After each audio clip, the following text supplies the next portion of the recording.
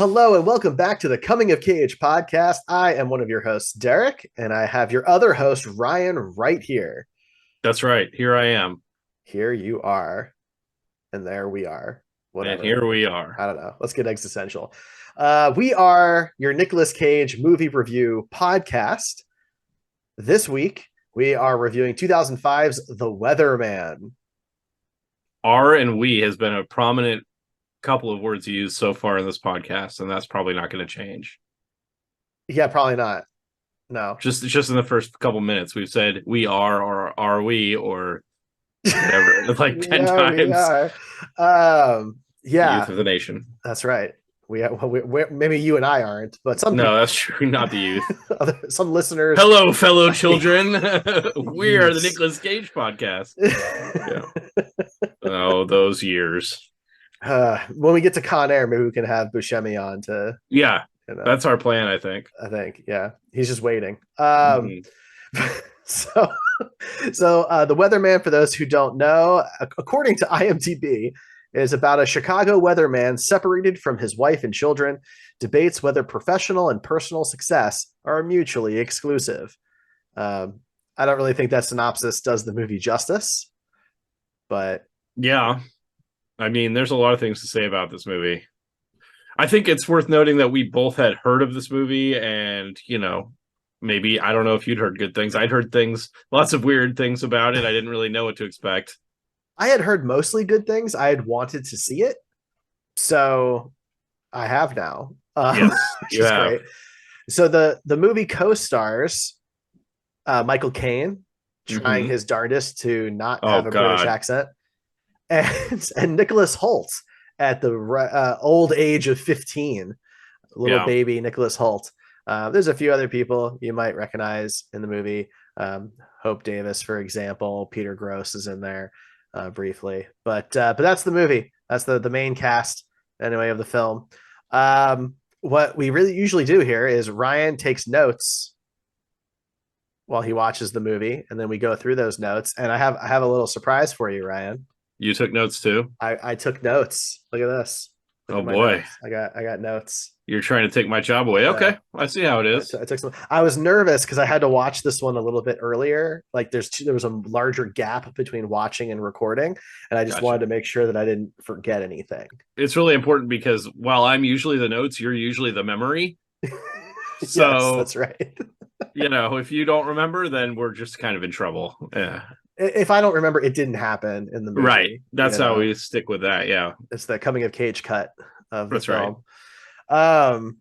So yeah, and I guess I don't know if this is worth noting or not, but this episode is going to release on Christmas Day.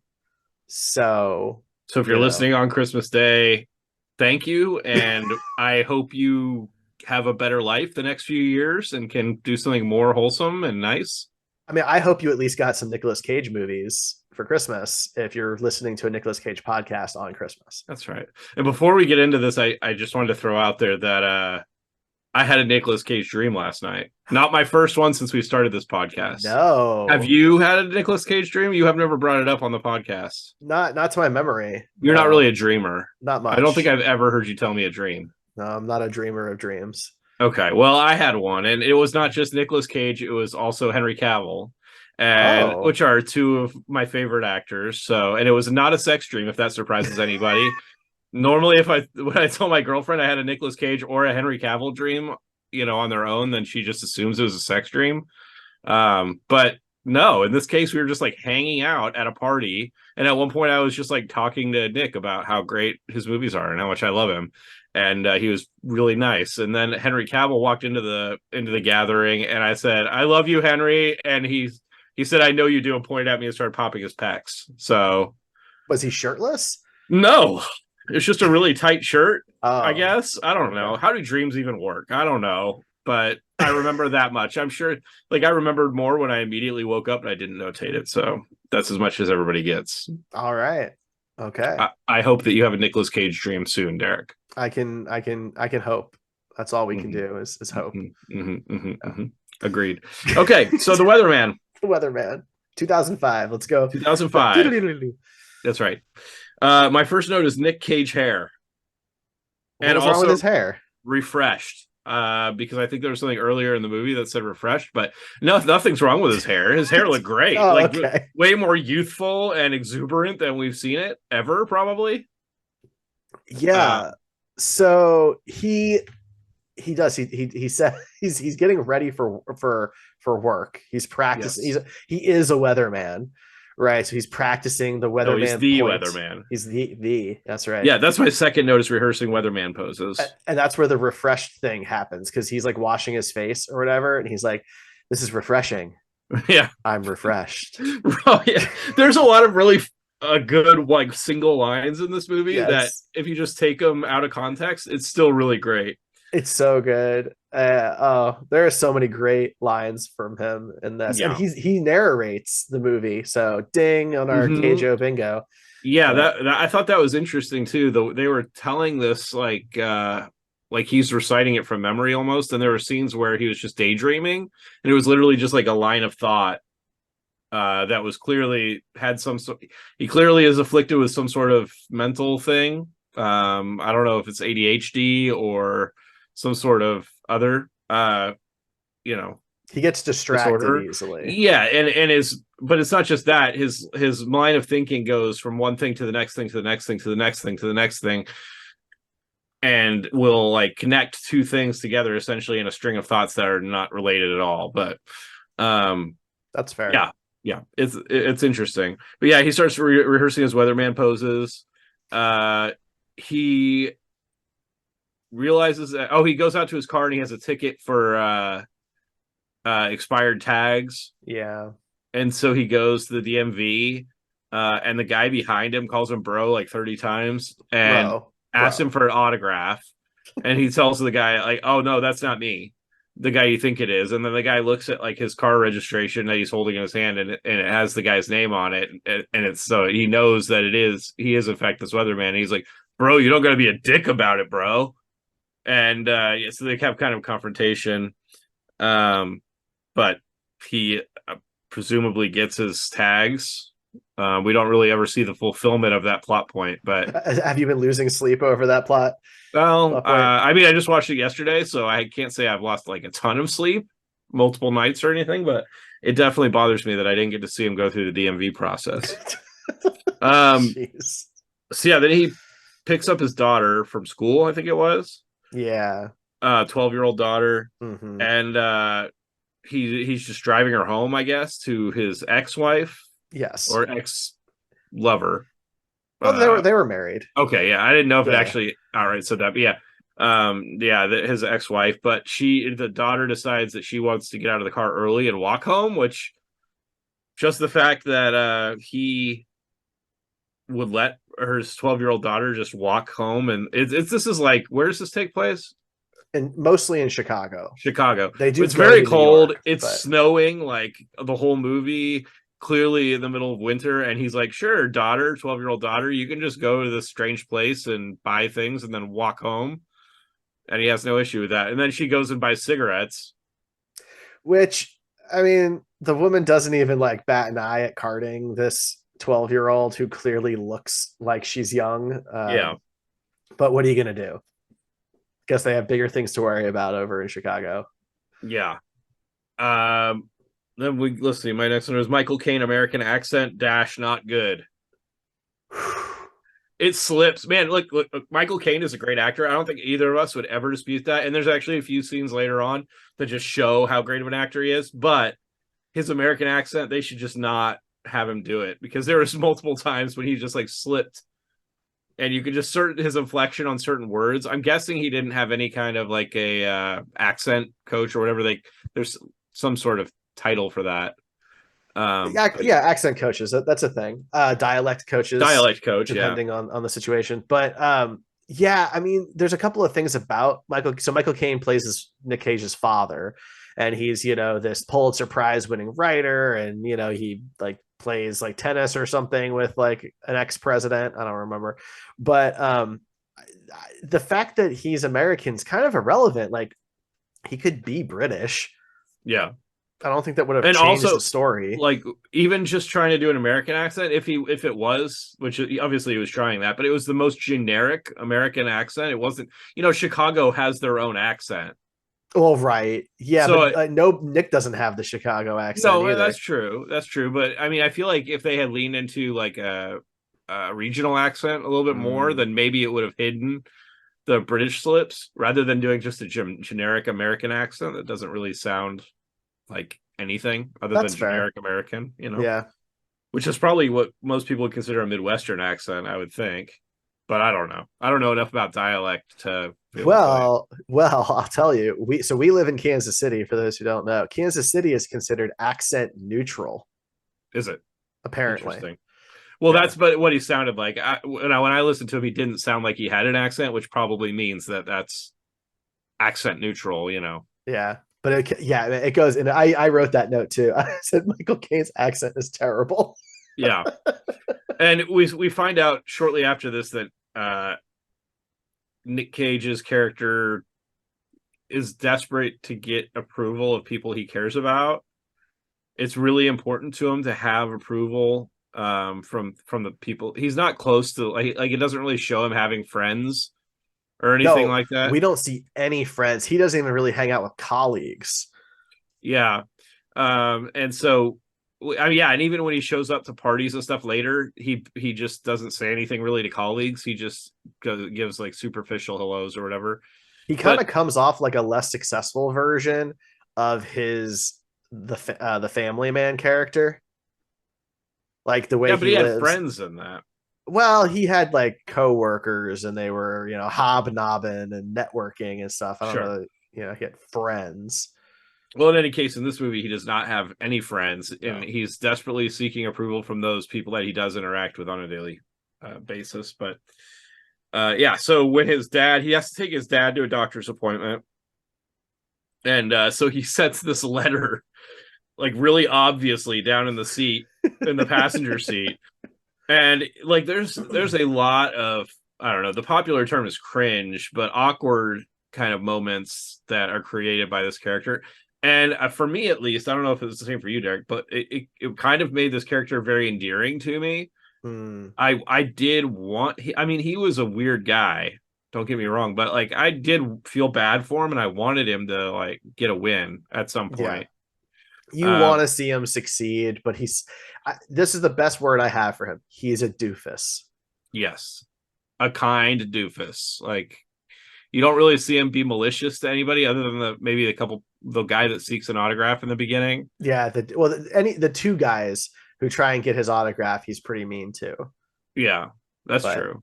other than that, Not enough for me to like check the Nick is an asshole box on the board because I don't think he's an asshole. He's just no. in a rough place in his life, and he's nice to most people.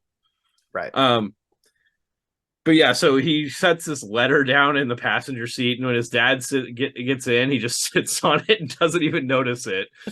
And they go into the doctor's appointment, and his dad asks him A for newspaper. a newspaper.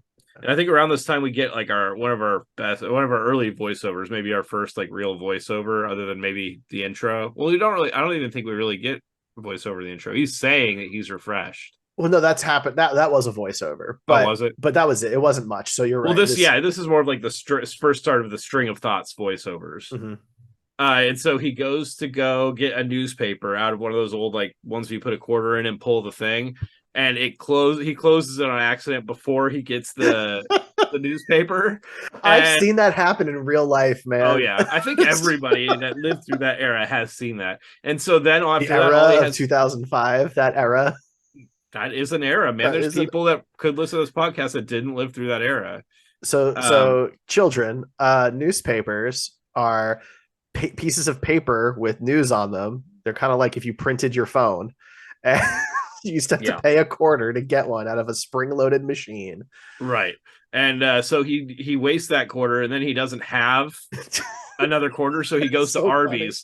And this is where there was so much product placement in this, but I dude. think it was intentional. I think I'm just too stupid to understand what the significance of it is.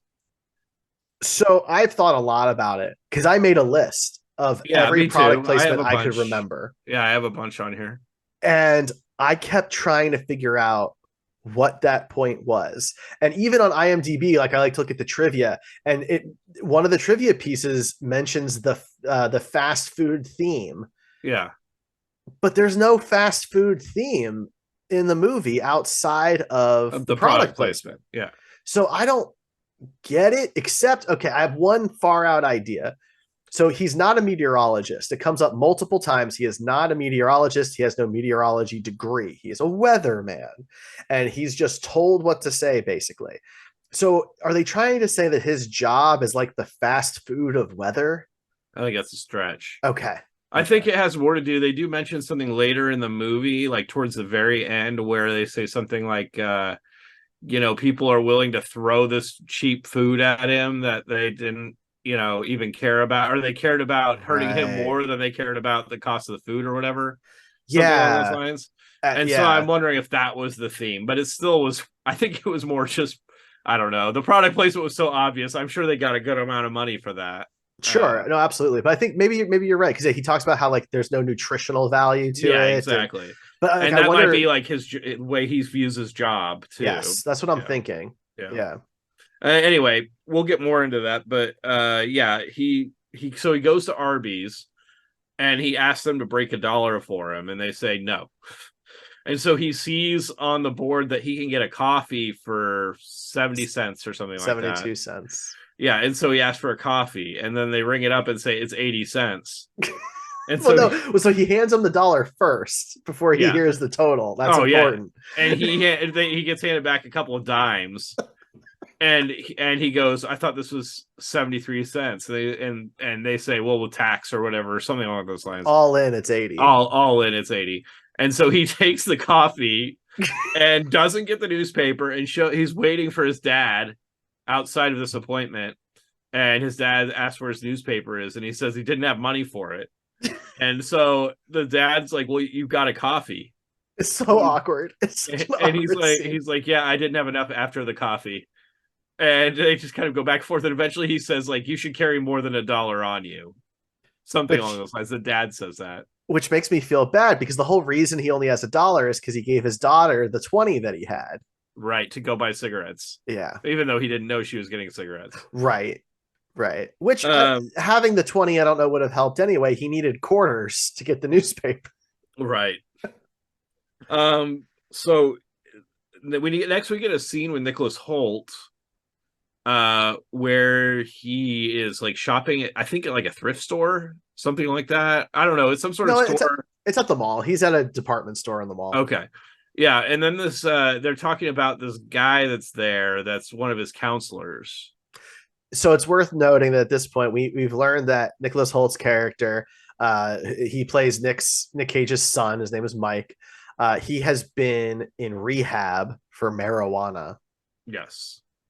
So And so this guy is one of his counselors for his marijuana rehabilitation. And he mentions that he's there with his friend, and he mentions it to his friend, and then the guy walks up to him, and there's bad vibes right away. I mean, whoever this guy that they got to play this role did a really good job for such a terrible role that he had to play, but you definitely get like pedophile vibes right away off of him. Gil Bellows, for those curious. And he's like, hey, bro, like, I get a deep discount here. Let me get that for a sweater for you that you want. It's only going to be $7 with my discount. And so he buys him the sweater. And the next scene you see him like hanging out with Nick's kid outside, waiting for the dad to pick him up. And he's wearing the sweater at that point. And when he's walking towards his dad, this guy is like ogling him the whole way. It's very uncomfortable. And he gets into the car, Nicholas Hoult, and Nick's like, "Oh, nice sweater, sharp," or something like that. Yeah. Complimenting the sweater, and he asks about who this guy was, and doesn't even second guess it, because it says he's a counselor, and he just kind of is good with that.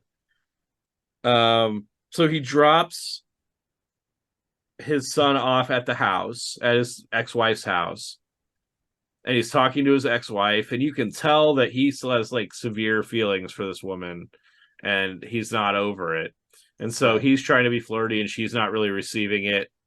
And so eventually she ends up like heading towards the house. Oh my god, the awkwardness. And so he's like, "Hey, hey."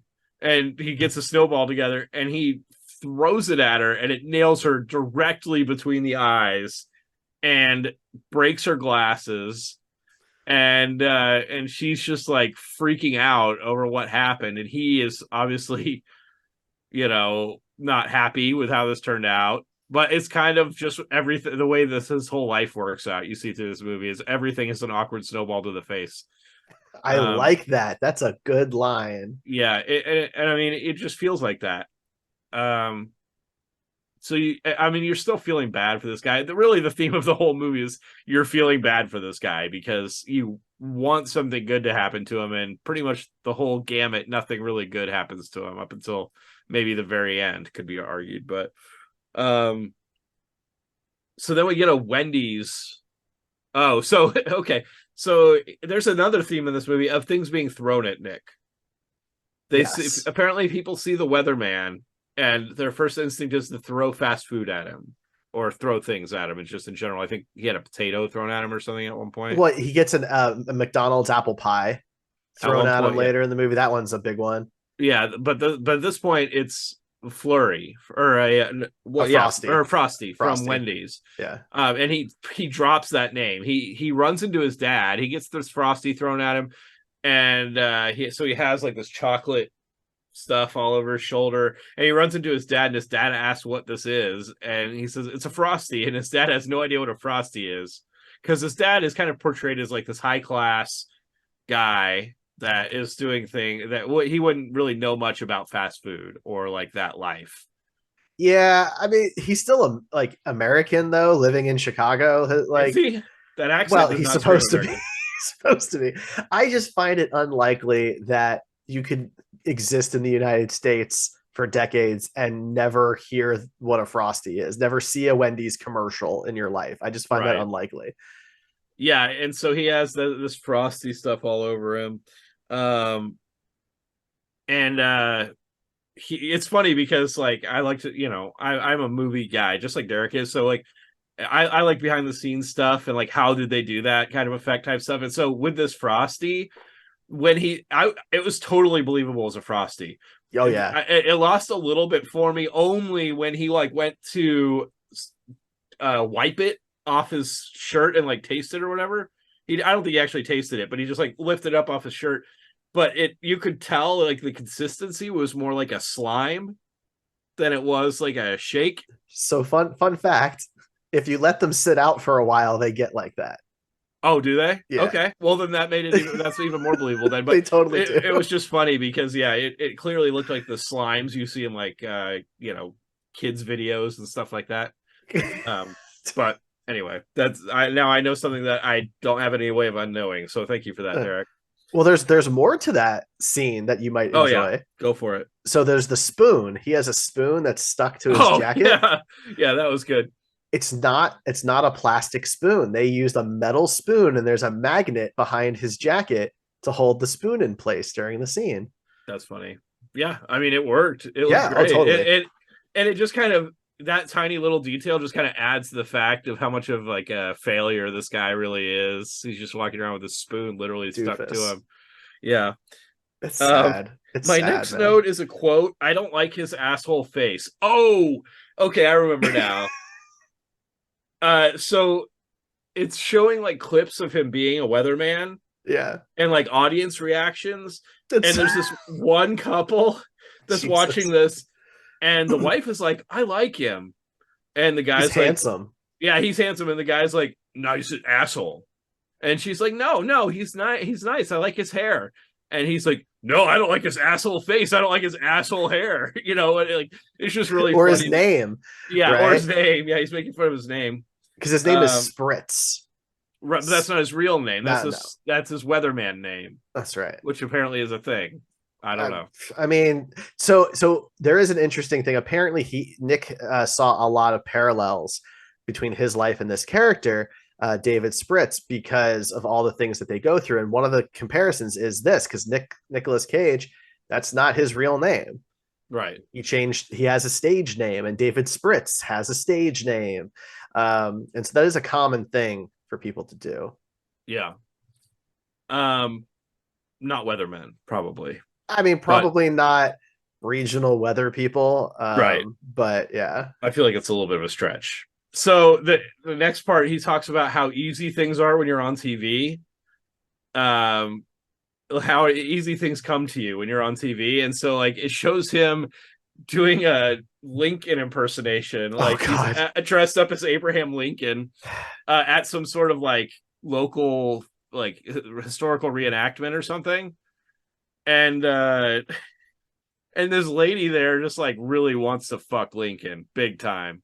And so the next scene, after they give each other eyes, she's literally like bouncing around with one boob out on top of him while he's still dressed as Lincoln. And it's just so funny because he doesn't even really seem to be into it. He's just like letting it happen to him. Yeah. So then we get like our checkbox for nudity and Nick Cage sex on our bingo card. If you had that this week, I don't know if you had those on your card this week, but yeah. So after this weird scene, it shows him going to his ex-wife's house, and he wants to pick up their kids to go to this party, this work party at an ice skating rink. Mm-hmm. And so they go. The daughter, while they end up doing like what essentially, if you know what a potato sack race is, or it's kind of like that, I guess. I don't know. You have basically they had like two legs tied together in a sack. It was like a combination between a potato sack race and a three-legged race. Yeah. So they had their leg tied together, but also in a sack, and while ice skating.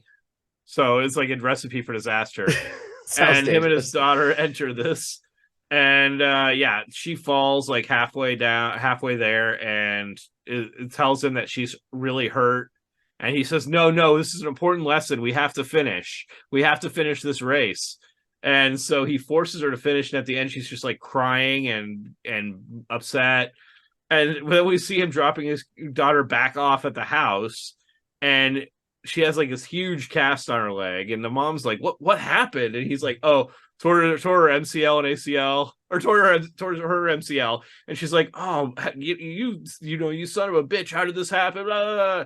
And then he's like, oh, listen, it's just an MCL and an ACL. And she's like, which is it, an MCL or an ACL? And he's just like, oh, I think both. It's just both. And then her like, at this point, they haven't really explicitly told us what this guy is.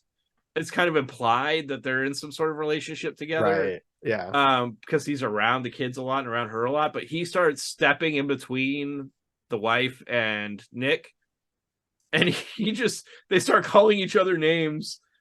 And at one point, Nick says, "You're a dildo pork fuck porker." To the guy. He is. Because at first he started with a dildo. Yeah. And then he called him like a pork fuck. Because the guy's a little bit thicker, not fat or anything like that, but heavier than Nick. And that's when he just starts combining all that. And he's pretty mean to Russ. He is. But this is the guy that is like in a relationship with his ex-wife and is trying to like step up. And in Russ's eyes, it was probably he's trying to stand up for the person that he cares about. But in Nick's eyes, he was like trying to be a man and like assert his dominance or whatever, I imagine. I mean, yeah, that's certainly true. I just it's just bad. It's a bad look. Russ reminds me a lot of Judge Reinhold's character in the Santa Claus movie. For those who've ever seen the Santa Claus.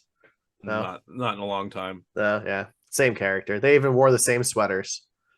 I read an interview today that said Tim Allen was a huge douchebag on the set of the Santa Claus. The new show, the TV show. Yeah. Oh, okay. Yeah. I definitely have not seen that.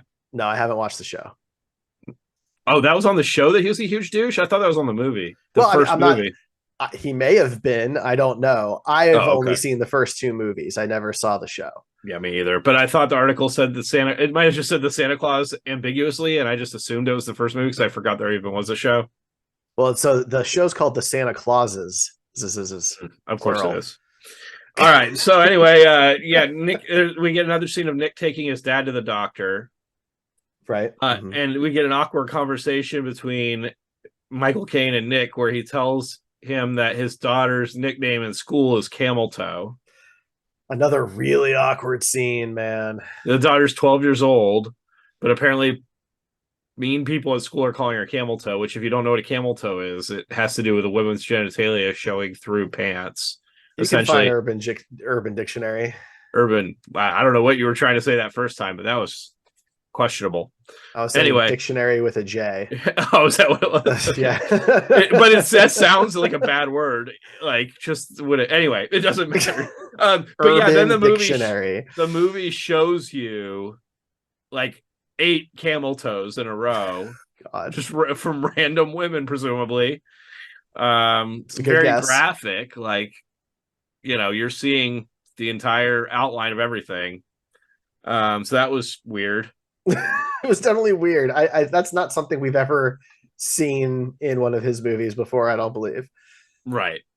And I think after the appointment this time, he finds out that his dad has cancer, essentially. Yeah. Mm-hmm. I can't remember the specific type of cancer, but that the prognosis is not good. Right. Yeah. So Nick is now dealing with that. But his dad is very stoic about it at this point. He's just very matter-of-factly about everything. Not really getting emotional or anything. So then we find out that Nick talks to his wife and says he wants to try and work things out for the kids and be better. The fighting is no good. And so they go to therapy together. Couples counseling for non-couples. But also it's not just that, it's group therapy, couples therapy. Yeah. And one of the things they have them do for this couples therapy is write the deepest, darkest secret that they have from their partner or former partner or whatever therapy was, and write it on this piece of paper and give it to the other person in the couple and just trust that they're not going to read it. It was a trust building exercise. So, of course, Nick goes and immediately reads it. So I do wonder, does this push him into the asshole category? Because it's a pretty dick thing to do. Not for me. I mean, I genuinely think that he just wanted to be the best that he could. And he wanted to try to address whatever that concern was. He wanted to be better. But you may have interpreted it differently. If you think he was an asshole, then you can mark that. I'm not going to mark it on my bingo board, but well, she was really upset by it, and he does the Absolutely. way he handles it at the diner is really like it as a way to be snarky. Yeah. Now to be fair, the thing she wrote is a very personal thing. That it's not like something that was about their relationship. Right. It was more just a direct attack on him. Yeah. Or something he created. But yeah, basically the note said his science fiction novel that he wrote is garbage. I hated it. I couldn't even read the whole thing or something like that. It was pretty mean. It was very mean. But I mean, in her defense, she didn't anticipate that he would ever read it. Although if she knew him, then she should know that he's going to read it. And we don't ever really find out if she read his. I don't think she does. She? Because I thought she pulled it out of her pocket. Was like, I guess I should read yours now. I don't remember that. Anyway, yeah, I mean, he does respond in a really snarky way, but I think it's important to know this guy is. No, you're right. She does because. Because of the blowjob thing. She gives unenthusiastic blowjobs. Yeah, that was his note, which is to be fair, a more direct note on the relationship than it was an attack on her. And well, kind of, because she tells him that it's because she tells him that it's because she hated him or something like that. Yeah, she hated him. She said she hated him, and yeah. I would think that would make anybody unenthusiastic. Awkward diner scene? Yes, I definitely marked that off. So then we get 7-Eleven product placement. I don't remember exactly what it was. It was a big gulp. That's right. And while he's sitting in his car talking, I think to his dad, he gets a big gulp thrown at him through the window of his car, and it just kind of lands in the passenger floorboard Yeah, he's and talking to sits there. Noreen. He's Oh, is on that the what it is? yeah, but yeah.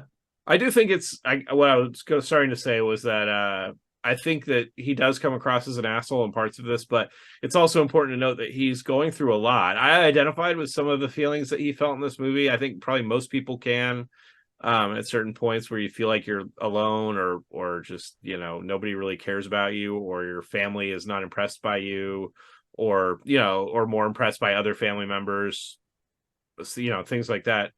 And so he found out that his dad has cancer. So, I think having some issues, processing emotions or dealing with things is understandable to an extent. I don't think it necessarily excuses asshole behavior, but in the context of what's happening to him, Yeah. I get it.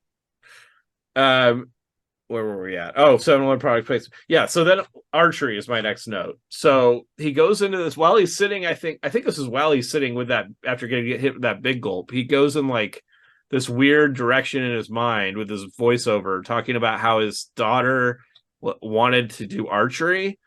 And so he bought her a bow and arrow set, and he brought her to this training facility where they teach archery. And he bought like a 3-month membership or something, and she only went once. Or no, it was a number of lessons. It was like Three lessons. Yeah. 3-lesson bundle or something like that. And that she was really bad at it. It shows some like flashbacks of her like not even be able to get the arrow off the bow. And even the instructor is super flustered by her, which an instructor should be used to that at that point. So that was a little weird. But yeah, she takes the one lesson and then never goes back. And so he's, at this point, it's in his mind, and he wants to try and bring her back there to get like a bond going between the two of them. So, okay, so this is where the timeline gets a little confusing to me then. So was that whole thing was supposed to have taken place in the past? No. Okay. So where did her leg brace go from tearing her ACL and MCL? Well, you don't really see her again until yes, the one lesson was in the past. That was in the past. Yes. Okay. He's thinking back to something that he did to try and bond with his daughter. Okay. And that she never went back. That didn't happen like in the present of the movie. It was right. That was a memory. Okay. I missed that. So I was a little confused. Okay. So after that scene, we get a cut to Nick Cage's kid again, with this creepy counselor guy at his house having dinner. So bad. And so he tells the kid that he's looks like he's been working out. Do you work out or something like that? Which is like the classic pedophile line for these type of movies that have something like this in it. And he tells the kid, "Oh, we should take some before and after pics so you can see your gains." And so he goes and grabs this like really nice high-end DSLR type, well, maybe not DSLR, but like that type of camera. It was a DSLR. I didn't know if an 05 that's what that would have been considered, but yeah, it's a pretty nice camera. And I thought it was maybe an SLR in 05. Hard to tell. That's fair. But yeah, and the kid is also an aspiring photographer, so immediately recognizes the camera. Yeah, he wants to be a sports journalist, I think is what he said. Yeah, and then the guy is like, "Oh, you love cameras? Well, I can let you borrow this one sometime if you want." It's like a $6,000 camera. Like this is like the real deal. It's a high end, yeah. Yeah. And so he's like, "Okay, whip off that shirt and let's get these pics going." And so he takes like 30 pictures of this kid just flexing, and then the kid sits down to eat, and he's like, "Let's get a few more." And so the kid's just like sitting there with a salad in front of him, like flexing shirtless. It was really uncomfortable. Yeah. I will say this storyline kind of taints the whole movie for me a bit. I think this whole storyline could have been completely cut and the movie's instantly better. I don't know. I thought that's not necessarily true. I think there's other ways they could have gone about it, but the redeeming part at the end was important for his character development to an extent. With his father. When we get there, we could talk a little bit about it, because I have some problems with how it's resolved too. So we get my next note is woman's butt tartar sauce. Okay. Not those are two separate things. They're not all together because that does not sound like something you would want in general. Maybe somebody will. You I do don't you, know. man. I Yeah, mean, but he's like standing behind this woman at a stoplight, like a crosswalk. so it's a flashback because Noreen is trying to explain to David that he gets distracted and is very forgetful. And of course, he's not taking ownership of that. So they're flashing back to an example where she had desperately asked for tartar sauce for this food that he's going to go pick up. She reminds him like 6 times. He gets annoyed that she's reminding him so many times. And what happens? Yeah, he forgets it. But yeah, he gets all this while he's staring at this woman's butt Yeah. in front of him. And I think, is this where he like goes on the thing about eating pussy and how he loves eating pussy and like, yeah, And I think we get casual racism because he says that black guys don't eat yeah. pussy. I don't. The person I was watching this with mentioned that asked if that was casual racism. I was like, I don't know if that's racist or not. That's definitely casual racism. I mean, Racism doesn't. it's definitely like grouping a specific group of people into a belief system, but it's not like discrimination or I mean, anything like it's no that. different than saying a particular demographic is like bad at driving, right? That can, if you know, if it's like, I'm not going to come up with an example because I don't want to do anything Yeah. bad here, but like it is a prejudice generalization. So if it's about a race of people, then it's racist. Right, but it's about a preference, not about a skill. I think it's this. I think it's still the same kind of thing. Like people are, there's a lot of I mean, stereotypes is it about racist when black people people. say that white people don't use seasoning on their food? Well, it's no because white people is not the same thing, man. Well, no, bro. That's the only thing I can think of that's like No, a but it generalization is about a it preference. is racist though if you make a comment about black people liking particular foods, right? Okay, Like fair fried enough. chicken, for Then I guess that example. would fall into I didn't put it as casual racism because if didn't I don't know. I trust your judgment on that. If you say that's casual racism, It I'm doesn't not going to get into that because I really like. I'm not a white person. A white male is like not really the one to talk about what is and isn't racism. I don't think here's that's a good fair for me to bring example, that up. right? People talk about how like Asian people are good at math, right? That's a racist thing to say. It might be you might be thinking it's a compliment, right? But it's still a racist thing. But again, that's still a skill, not a preference. So I don't know. That's where it was for me a difference. But I mean, again, I'm not going to get into the Yeah, weeds on it because I, as a white man, don't really get a say in what is offending to other cultures. So that's I'm if fair. you think that's racism, I'm totally okay with that. I have no problem with that. So we can mark that on the board. Um, Fashion show. Okay, so Oh, he fashion goes show. up to New York. So that letter that we mentioned earlier was a letter from like essentially what the real world's Good Morning America or something like that would be, where it's like a morning news show that's nationally broadcast.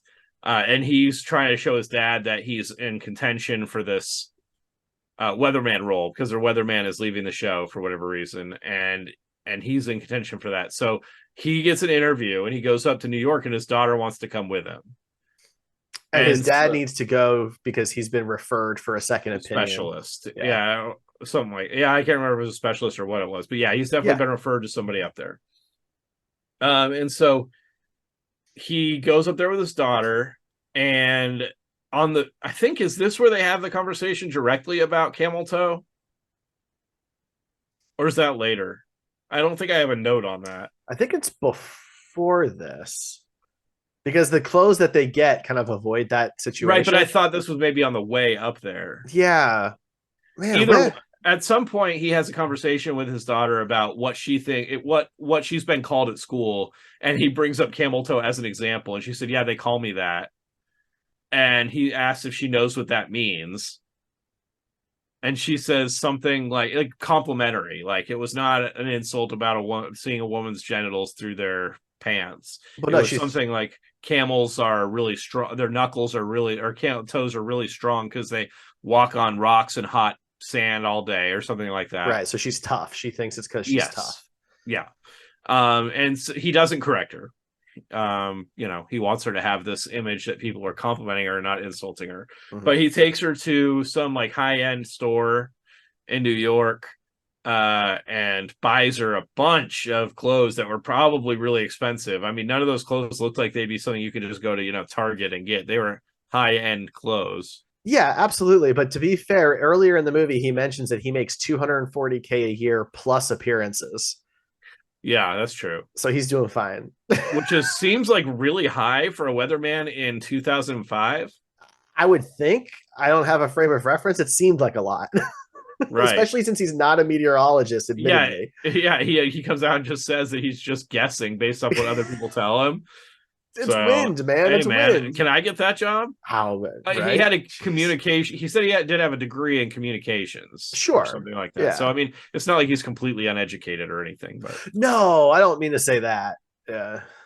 so, my next note is pedophilia, Sure. which is very generic. That So, I'm is not quite sure generic. what exactly that is in reference to. Oh, because I think while he's in New York, he gets the call that Oh, his son got into a altercation with that guy. And the son said that the guy wanted him to do something to him, or vice versa. And then the guy says that he tried to jack his wallet. mhm. That Nick's son tried to jack his wallet, and so the kid broke his window out with a rock. If I remember right, isn't that what it was?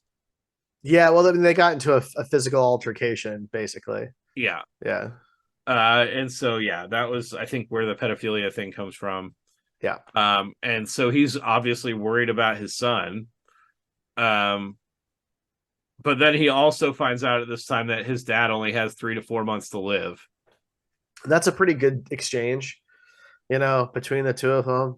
Michael Caine's like talking about how he's got months, and Nick's like, well, like 12 months, a lot of or months. yeah, Well, it depends what she thinks a lot. And it's a really kind of heavy, well done scene. yeah. Because Michael Caine's character Robert is very a matter of fact type. He reminded me of Yeah. you a bit. Really? Yeah, you're a very matter of fact guy. I mean, you're clearly more emotional than he is, but Clearly. a lot of the time when you say things, it's very much like I should know this, you know. Well, Not in a okay. negative way necessarily, but it's definitely in a way that you come across like a lot of things, and Sure, it's a sure. compliment. I'm So, comparing you to yeah, Michael Caine. I mean, come on. sounds like a compliment. But yeah, so he finds out he has 3 or 4 months to live. And so while this is going on, he's just like, or after he finds this out, he's just like sitting in his hotel room in New York, and it's dark out, and he's drinking, which was drinking alcohol. So that was another board on our thing on our board, on our bingo card. But then a SpongeBob balloon just like That was so comes up in weird. front of his window, which I assume this is something he's hallucinating or He's like dreaming. Yeah, it's a daydreaming, daydream. Yeah. kind of like the iguanas in that other movie. Well, Um, that was more of that was drug hallucinating. induced. That was That was drug hallucinating. induced, but Yeah. yeah. Um, yeah, so my next note was just SpongeBob balloon. Don't worry, he But comes back later. there's a whole thing where he's like imagining his life with his family, because he tells his dad at some point that he's got this job interview, and that if it works out, then he wants to move his whole family up here, move his ex-wife and his kids, and hopefully his ex-wife and him can give it another go. um what does his dad say? Something like grip up or something like that, something to do with hands or thumbs or something like that. Yeah, what is his phrasing? I don't Yeah. remember, No, I know what you're talking about. But yeah, because it comes back knuckle. later. I think he's got to Knuckle knuckle up, down. knuckle down, yeah, that's what Yeah. it is. Yeah. Knuckle down and figure out the relationship.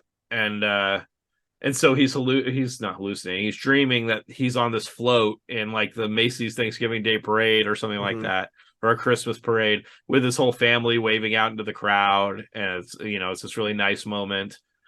But that didn't happen. It was just a dream. And so yeah, he has his interview in New York, like the next day, and it seems to go well.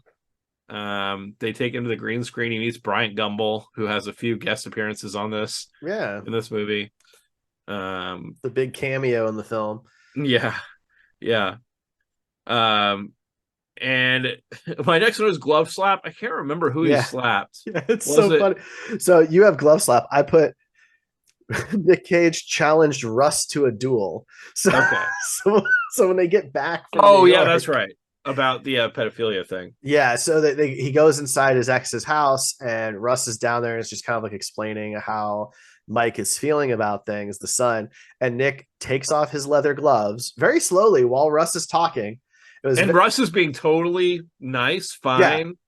he's not doing anything wrong. He clearly Yeah. understands this is a heavy, serious situation. He's trying to be, cautious and careful and respectful. And Nick is just taking off his gloves very slowly. And I'm like, he's not going to do it. He's not. And he just slaps Russ across the Slaps the face shit with out his of him. Yeah. gloves. Oh my God. And he starts yelling at him. What are you doing here? Why are you here? Oh my Yeah. God. Oh my God. So my next note is McDonald's product placement. I mean, I know we get the pie, but this is before the McDonald's product placement. This is before the pie. Or this is before the pie. Yeah, I think he's like next to a McDonald's or sitting outside of McDonald's, something like that. There's like a huge McDonald's at this point that was too big to ignore for like several seconds. But then yeah, he gets the pie thrown at him, and he chases down this car that threw the pie at him and throws it back at him while yelling. It was great.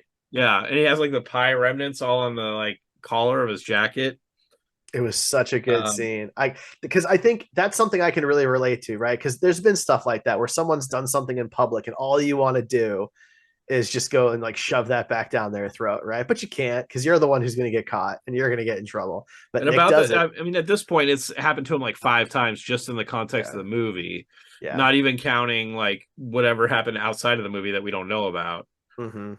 So yeah, I mean, I can imagine that kind of pent up frustration at something like that continually happening. But yeah, he runs and yells at this guy. Um, and yeah, I can't remember the sequence of events that leads to this, but we find out that if he got that job in New York, that he'd be making $1.2 million as a weatherman, all in. Plus endorsements. Yeah. And there is a cool little exchange there that I appreciate where he has to sign on to Purina, like the dog and pet food stuff like that. And his dad's like, but he doesn't have a dog. Yeah, but I see. I didn't like that part as much because it almost seemed like his dad was trying to sabotage him. Like, why can't you just like let this happen? No, I think Robert is really about integrity, right? And he didn't like the idea that his son was going to be legally obligated, contractually obligated to lie. Sure, but also you hate that so much that you're going to ruin your son's chance to get a job making over $1 million a year. That seems He's a little crazy to me. That's he even says that's more money than I've ever had. he's a little kind of crazy of a character though. He's very standoffish, he's very cold through most of the movie. There's a few heartwarming moments, but he's kind of a dick, Yeah. you So know? Like he's the yeah, one who calls out that his son doesn't have a meteorology degree. he He can't just does. be proud that his son is making well into the six-figure range as a main weatherman in a major US city. That's not good enough, Right. you And know. yeah, that's fair. I mean, but I didn't really like that his dad is not a stupid man. No. No. So, it seemed kind of counter to his character that he can not like that and have a conversation with his son about it later, Yeah, about integrity and things like that, but that he would, in front of the person that's interviewing his son actively, that's true. tell him that he doesn't have a dog and like doesn't like dogs or something like that. That seemed a little counter to his character to me. That's But fair. I get it. It was, if this is the story from Nick Cage's character's perspective, then I in his mind everybody's trying to sabotage him anyway. So I mean, Yeah. it is what it is. So yeah, we find out through like another like not talking head, but voiceover, that his mom found out about living funerals, saw it on TV or read about it on the internet or something like that, and she planned one for her husband. Which, if you don't know what a living funeral is, it's when somebody gets a terminal diagnosis, and you have what it sounds like. They invite all the people that are important to you in your life, and they come and give speeches about how much this person means to them. and just has a time, an emotional but also good time, just like celebrating the life of this person that is soon to pass. And so, of course, being his son, Nick Cage's character gets to have a chance to speak. And as soon as he goes up, we hear like some other speech that's really kind and nice about the dad, but a little superficial. And Nick gets up there with a speech prepared, and he gets like one line out that's something like, my dad reminds me, or this Pete Seeger song reminds me of my dad. Like a rock. But not at that point. We don't know what the song is. No, he gets. Oh, does he say that? Yeah, yeah. My father's is a lot like like Seeger's "Like a Rock," and then the power goes. And then immediately the power goes out, and it's for a while. They have a bunch of time to set up candles and light candles and things like that. I think it says 40 minutes. Yeah, and then the lights come back on, and by that time everybody's like leaving, and he doesn't get to finish his speech. And man, that made me feel bad. I just think about if that was me in that situation, how just devastated I would be. Yeah. Oh yeah. But then, I mean, we get another voiceover that's essentially saying that not long after that was the real funeral, and that his dad passed away. I guess we forgot to mention earlier that there's a 3-month time skip in there where he decides that he's going to go learn archery and try and teach his daughter. Right. And so he goes to this archery range and buys a 3-month membership, and it shows him like at the beginning being really bad at it, but then he actually gets quite good at it. Very, very good. And very knowledgeable. Like he really dives all into the whole thing. Mm-hmm. And that comes into play later, but well, he does bring it to the living funeral, and seemingly he brings it to the living funeral. I know he brought it to the actual funeral. No, it's the living funeral because his dad is still there in the shot, because he's gonna that's right, because it looks like he's gonna shoot Russ. Yeah, so he goes outside and he starts doing some archery outside into a tree, which is not something you're supposed to do generally. The first one ricochets off. It's dangerous. Yeah, because you're not supposed to do that. But he ends up sinking a few into the tree, and this whole time we're like, oh god, he's gonna fucking kill Russ, isn't he? and then sure as hell, Russ comes walking out smoking on the patio by himself. Yeah. And next thing you know, Nick has an arrow knocked and is aiming it right at Russ. And the rest of his family comes out and sees this, including his dad. And then he puts the arrow away. He puts everything away. But yeah, that was an interesting scene, I thought. Mm-hmm. But yeah, then they have his dad's real funeral, and of course it's raining and miserable. It's pouring. Yeah. Yeah. That's what happens at every funeral. Yeah, every movie funeral, it seems like. But in this movie, I mean, everything is. Weather is important for this movie, and I don't know. Everything kind of feels like it's just raining on this one guy. So yeah, it was fitting in this circumstance. I was more okay with it than it just being there for the sake of depression, or making it more dreary. But yeah, so he has his real funeral. Actually, between that, because his dad isn't dead, we have some other stuff that happens. I was gonna say. Yeah, I skipped a whole lot. Okay, so we get a scene of Nick Cage shadow boxing, like in the middle of a park. Mm-hmm.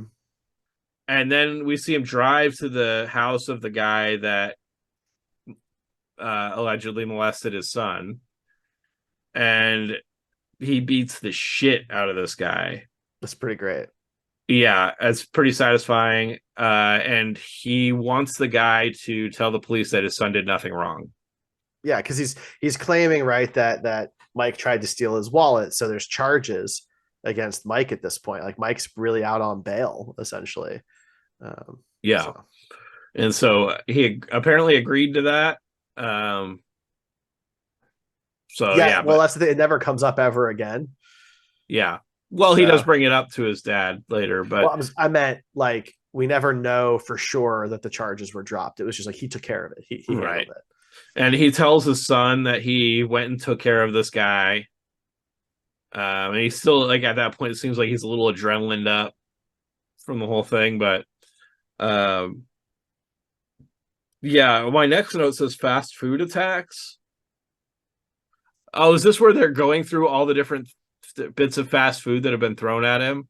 Oh And he yeah. and he has that thing about like nutrition that we talked Hmm. about how there's no nutritional value to these, and Well, people are no. willing to So throw. it depends when you're talking about it. Is that so? There's the scene with his son at the food court of the mall. His son gets a couple of corn dogs or whatever, and they're kind of having a moment.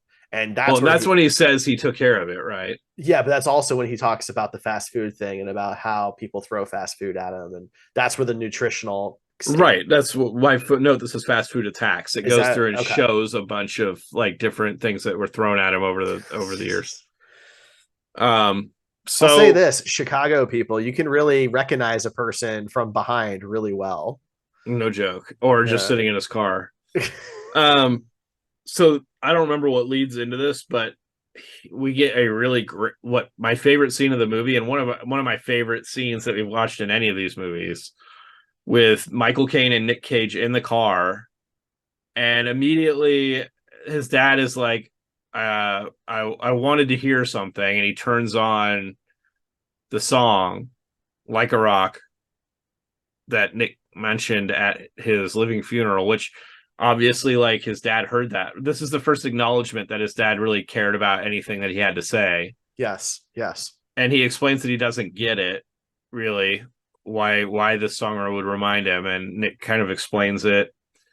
But they have, this is the first time where you really feel like for Nick Cage's character that his dad wants him to know that he cares about him more. Like it's a that it's a, like it feels like a father son scene, and it's kind of the first scene in the movie that really feels that way Hmm. between these two characters. It's a really moving scene. I thought, I don't know, it touched me in an emotional way, and I couldn't pull myself away from the scene to make notes on what was said. But it was a really great scene. I mean, you had two big time, like you're talking top tier actors just giving into a scene. And I really appreciated that. I don't know if you had the same feeling about it, but for me, yeah, it was a really great scene. Not that intensely, but it was a very nice scene, and it is the first time, and from that point forward, Robert does change how he talks to his son. In the rest of the movie, he reads his book, for Yeah. example, right? He kind of talks about being proud of him, and things like that. Like he like softens up, and maybe it's because he knows he's nearing the end. I'd like to think that that's not the reason, but you know, Well, even if it is, I mean, I don't think that that matters as much as just the fact that he got to that point. Whatever the reason is that got him to that point. fair Sometimes enough. people need something like that to just kind of break them out of this, whatever kind of mind prison that they're in at a moment. All of us live in our own little bubble, Yeah, and sometimes there's things happening around you that you don't even realize until something big happens and kind of shatters that bubble, and then you start to see, the truth. And I feel like that's what happened. And maybe it was the fact that he was about to die that does it. Maybe it wasn't. But for me, it wasn't really important how he got to that point, just that he got to that point. mm-hmm. And that, Nick's character could have some sort of resolution before the dad passed away, and he wasn't ever able to get that resolution. He would have just spent the rest of his life upset, that he didn't get that feeling with his dad ever. Yeah, that's fair. Um, yeah, so then we get the funeral. Not, it was sad. Um, there's this visual that ever since he starts taking the archery class of Nick Cage walking with a quiver and a bow in like a full business suit. Mm-hmm. And I don't know why, but I just love that visual. It's a really cool visual because I think it's just combining two things that you just don't really see. The type of person that would generally wear a business suit is not the type of person that's necessarily going to go bow hunting. And if they did, or shooting a target shooting with a bow, I should say. And if they do, they don't usually wear that stuff while they're doing it. So Mm-hmm. I don't know, the weird dichotomy of that was interesting to me, and I really like that visual a lot. Well, he's I'd also like to cosplay that someday. Oh You yeah, know, man. just Nick Cage in a suit with like the bow and arrow. I feel like it would take a very specific person to get to that, to get that reference. But it's just a really neat visual, you Yeah. know. No, it Uh, is, and especially the fact that he's walking in like urban environments. So he's yeah, walking through the city, right, which is not typically where you would see anybody carrying a bow. right. So, It's such a primitive weapon in something, you know, modern is, mhm. well, 2005 isn't really modern at this point, but you know what I mean. I In mean, compared to a the more invention of modern the setting. bow. Well, that's definitely true. In geological time, it's much different. So yeah, then we find out he got the job in New York, and so he's By the way, this dude calls him like 30 times trying to get an answer on he this must have job. really wanted him. Wow, like could you Most places would imagine? have not would have but he does say in the message that we hear him leave that he really liked him and really wants him. So, you know, call him back or whatever. So we know this guy's really enthusiastic about having his character as their weatherman. Yeah, I So can't imagine somebody wanting me for a job that much. that's true. I can't imagine somebody wanting you for a job that much either. Right? I'm just saying, you know. But yeah, he gets the job. And so yeah, this is when we start getting some of the really cool visuals of him like walking around New York with like a full bow and quiver. And yeah, I think the movie, if I remember right, it ends with just you know, him kind of giving a weather report and saying hello America. Yeah, but And he gets to do the actual float. We get to see him in the real oh yeah, parade, that's true. right? And his kids are watching it from home in Chicago because they, But of course, stayed with their mom. it's similar to his vision, but yeah, his family isn't there at all. But he Uh, seems happy. Everybody he seems does. better off at the end of the movie for one reason or another. Yeah. It's unclear exactly how all those threads come together, but everyone does seem happier. Yeah, I agree. But yeah, that's how the movie ends. Yeah. And so it's a weird movie. It was, It's a I weird mean, movie. watching it, there was a lot of scenes I'm like, what even is this? You know, which we get a lot in Nick Cage movies, but this one was definitely a different version of that. I mean, just a lot of scenes that are kind of a little nonsensical in the context of the movie, but they just are more character development scenes. It was Gore Verbinski, right, that directed this. That's correct. I thought it was a Yeah. very interesting movie and very enjoyable to watch. Um, I watched it with my girlfriend, and she didn't seem to enjoy it as much as I did.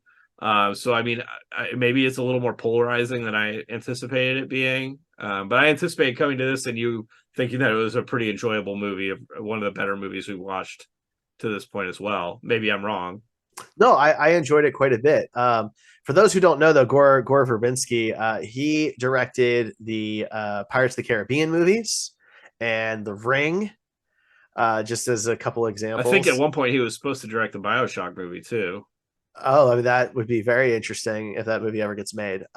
Yeah, But no, I did. I enjoyed it. I think it's a very interesting movie. I think it's very well written, well acted, well performed, with the exception of Michael Caine's accent.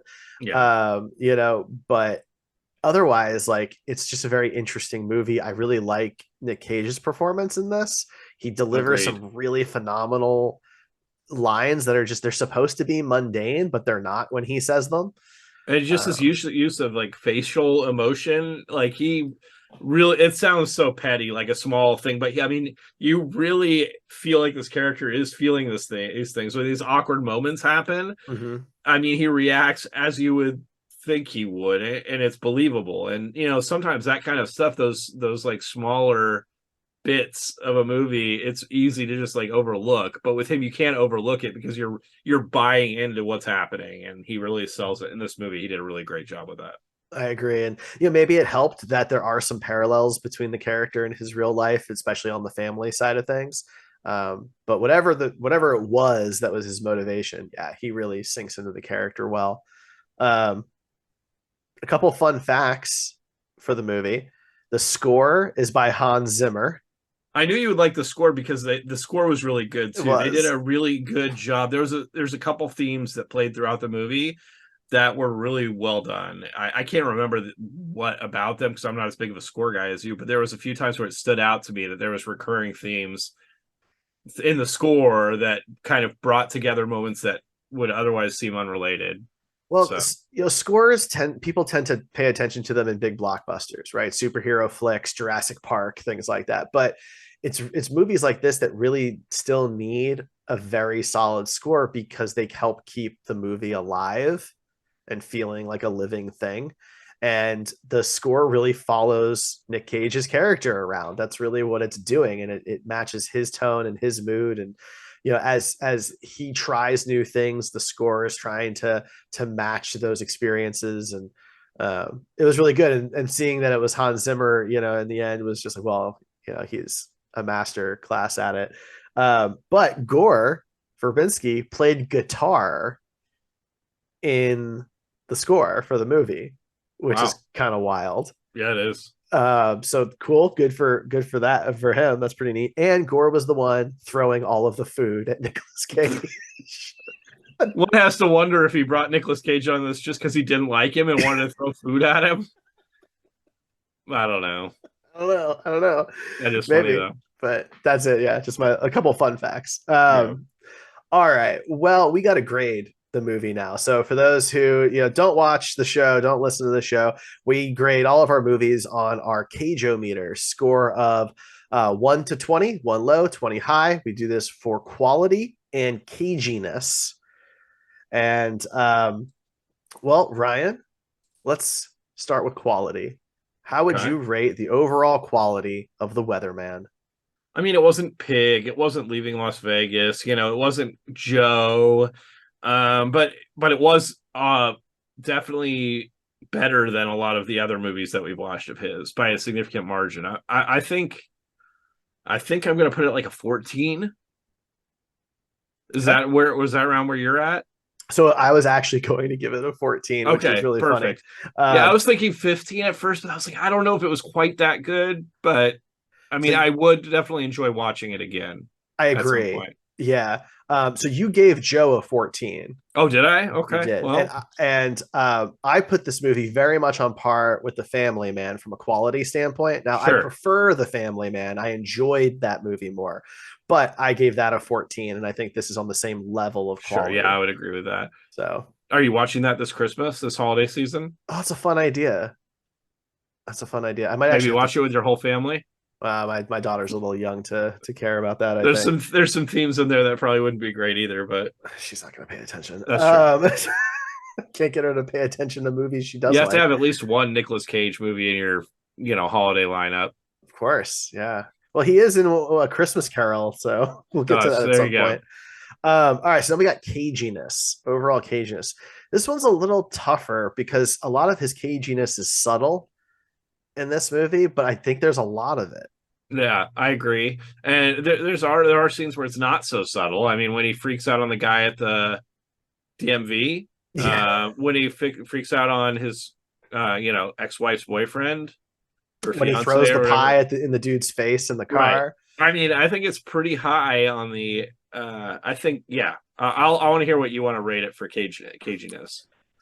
It's tough. I don't want to go too high. I was thinking about giving it like I was also thinking like a 14, because I don't think it quite hits Leaving Las Vegas, Right. right? And I gave that a 15, and so I want to put it below Leaving Las Vegas, but I think it's more than say like Guarding Tess. What was Starting Test? I gave that a 12. You gave that a 13.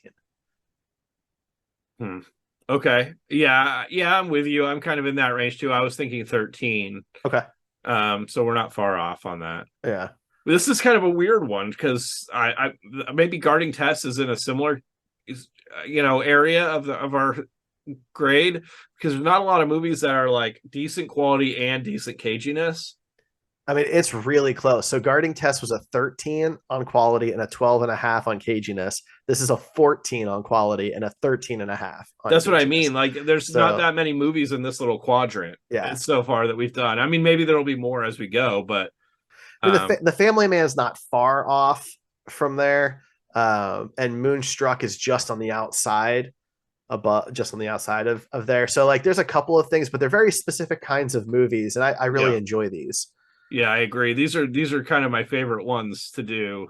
Mm-hmm. I really like his critical acclaimed performances too, but they're not like movies that I want to watch multiple times. But these movies, basically all the ones you just named, Moonstruck, this movie, um, Family Man, all those, I feel like I could watch several times and not really be sick of them. Right. Exactly.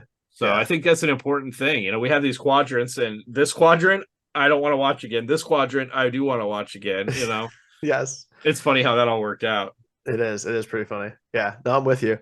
All right, so we got to figure out what movie is going to join our wheel and replace Weatherman, or the Weatherman, excuse me, and that is going to be, finally, Vampire's Kiss joins the wheel. Yeah. I'm very excited for that to come up. So to find out what Nicolas Cage movie we talk about next time on the show, you'll have to watch our Wheel O Cage. Go to comingofcage.com, or you can go follow us at Coming of Cage on Facebook. We're on YouTube under Derrico Studios. That is our production company. And of course, you can find us on Twitter and TikTok under my stuff, because I post some of our videos over on TikTok. Ryan, anything else for The Weatherman? No, I'm glad we finally got to watch it. Yeah, me too. I'm looking forward to what is next, but we'll have to wait and find out. All right. Thanks for listening, everybody. Don't forget you can watch us on YouTube if you want to see our beautiful faces. And we'll be back in 2 weeks. Happy New Year. Thank you to our sponsor, McDonald's, Arby's, Taco Bell, and 7-Eleven. I would take any one of those. Yeah, I got here you go. So the product placements, I got Motorola, Arby's, 7-Eleven, DQ, McDonald's, Burger King, Kenny Rogers, and SpongeBob.